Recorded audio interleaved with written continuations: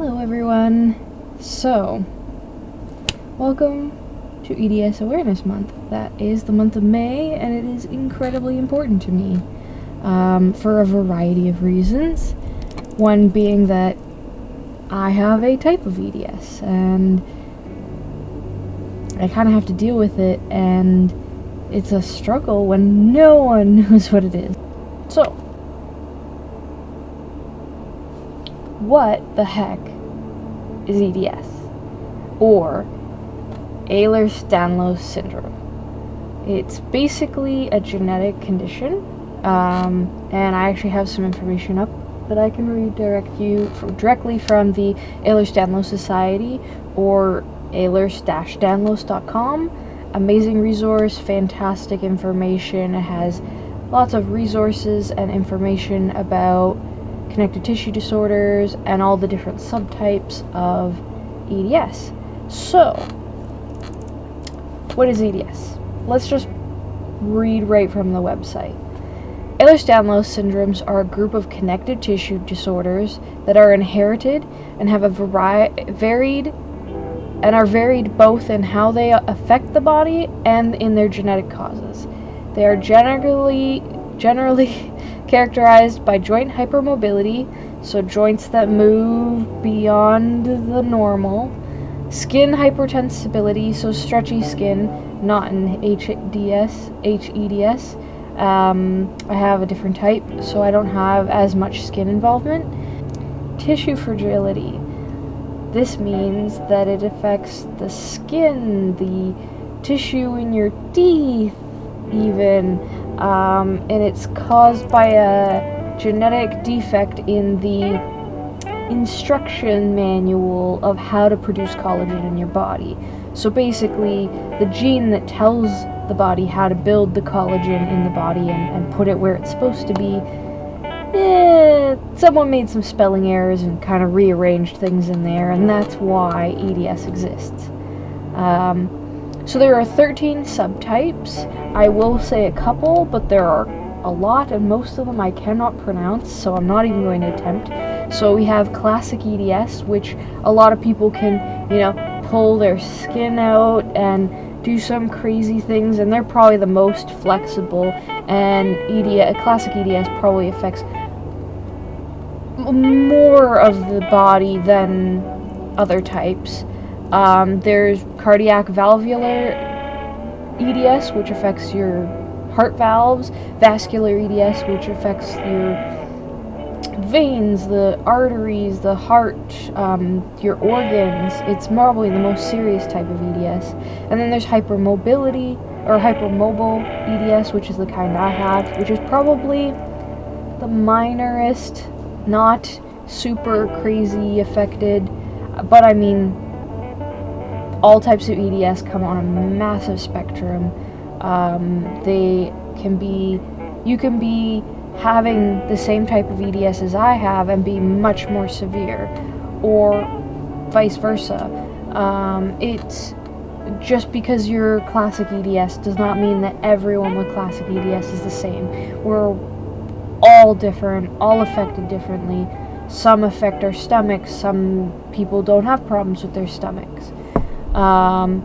And it all comes down to the type of collagen that is affected. So in classic EDS, type 5 and type 1 collagen are affected. In vascular EDS, type 3 and type 1 collagen is affected. Unfortunately, with hypermobile EDS, which is what I have, we don't know. It has no genetic factor that we've discovered, but more research and more people submitting their genetic information is going to help us with that. And we don't know what collagen type is affected, and obviously that's kind of frustrating for some people, but it is what it is. But there's so much research, and I've heard in the UK they're doing databasing and basically taking genetic information for people who have been diagnosed with HEDS and throwing us all into the computer system and seeing, hey, does something come up that matches all of us? So what does EDS affect? So most people, it affects their joints. So I personally am affected in all my major joints. So I have my wrists, my elbows, my shoulders, but mostly my left, my neck, my back, my knees, my hips, and my ankles, and I have been getting more issues with my small joints in my fingers and toes. And you know, the nice thing with, say, knees or ankles or things like that, they're easy to brace. So, you know, I have knee braces that I wear, and they help a ton. But things like hips and shoulders, there are braces out there, but unfortunately they don't help every single person because it's a complex joint. Particularly with hips, it's kind of hard to strap anything on there to give support where it needs. The other thing that is affected most commonly is the skin. So now, although I don't have stretchy skin, I have very soft, velvet-like skin, which is a very odd symptom. A very odd symptom of EDS. I mean, who connects soft skin, joint pain? It just doesn't always make sense. I also bruise easily, and that's another thing, is we have skin fragility, so I constantly have bruises on my legs. Coffee tables hate me. And it takes a while, and I tend to bruise worse, so it looks like a terrible, terrible bruise, but it's not from that bad of an injury. Like I said, there are several types of EDS. I encourage you to go onto the website, ehlers-danlos.com. They can break down everything. You can even look at the specific genetic markers for a lot of them. And that's fantastic to have all that information. So let's talk about, say, prevalence of EDS. I do apologize if you hear some running around in the upstairs. So the prevalence of EDS is 1 in 2,500 or 1 in 5,000. Now, recent reports have been suggesting that EDS is widely underdiagnosed and that a lot more people have it than we thought or that we think, but because it's just not something that's widely educated, you know, it's not being picked up by, say, family doctors, because quite frankly, most family doctors I've talked with and met with don't know what EDS is, or they have never heard of it, or during medical school there was a tiny little sub-note somewhere in a textbook about it, or one page on rare diseases in general, and that's not enough to help people and doctors figure out what's going on. So, the prognosis and the life expectancy of EDS generally does not affect life expectancy. Now, it does in the case of vascular EDS. Vascular EDS affects, like I said, the heart and the internal organs, and it can be very, very dangerous in that sense. But life expectancy isn't really affected solely from the syndrome. Now, things like comorbidities, which are illnesses and diseases that you have in combination with EDS, having a combination of things makes life a little bit more complicated, and that can affect your life expectancy, but it's completely individual and something you have to talk with your doctors about. But generally, EDS itself is not going to affect your life expectancy. So, how does EDS affect me? So let's talk about it. I have lots of joint involvement, so I often have problems with my elbows and wrists. I have a hard time holding a pen and writing for long periods of time. I can't walk for very long because my knees and my hips get very irritated and uncomfortable, and then the muscles around it tighten up and I get spasms, and it's just not fun. I have stretch marks and bruising and slow healing, which is the skin involvement. I have headaches could be a variety of reasons, but because I was only diagnosed about a year ago, just finding doctors who were willing to take me seriously and help figure things out, I haven't really had a chance to go into depth on why I'm having headaches. It affects my mental health. Obviously, when you're chronically ill and you're 24, that's a tough thing to deal with. And I struggle with it on a daily basis. What I wanted to do for my career and what I can do now are two very different things now. I view myself differently, although I'm definitely working through it with cognitive behavioral therapy and everything. I don't view myself in the most positive way, but I'm changing that, and it's definitely something I'm working on. My ability to keep up with chores and housework and be a normal, functional human being also is being affected. I mean, I don't really go out. I live in a suburb, I don't go out with friends very often, and when I do, I mean, it's a big fiasco of having to plan everything, and it's difficult. It's also changed the way that my friends and family view me. Yeah, okay, I mean, I have a lot of supportive family, but I also have family who don't tend to take me as seriously. And that hurts, but I guess you have to realize that those people have no standing on your life.